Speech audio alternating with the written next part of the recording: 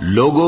اپنے پروردگار سے ڈرو جس نے تم کو ایک شخص سے پیدا کیا، یعنی اول اس سے اس کا جوڑا بنایا، پھر ان دونوں سے کثرت سے مرد و عورت پیدا کر کے روئے زمین پر پھیلا دیے۔ اور اللہ سے ڈرو جس کے واسطے سے تم ایک دوسرے سے حقوق کا مطالبہ کرتے ہو، اور قطع رحمی سے بچو، کچھ شک نہیں کہ اللہ تمہیں دیکھ رہا ہے۔ اور یتیموں کا مال جو تمہاری تحویل میں ہو ان کے حوالے کر دو، اور ان کے پاکیزہ اور عمدہ مال کو اپنے ناقص اور برے مال سے نہ بدلو،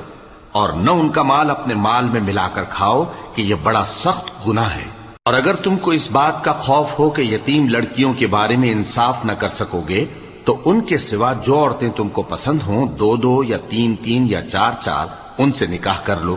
اور اگر اس بات کا اندیشہ ہو کہ کئی عورتوں سے انصاف نہ کر سکو گے تو ایک ہی عورت سے نکاح کرو یا باندی سے تعلق رکھو جس کے تم مالک ہو۔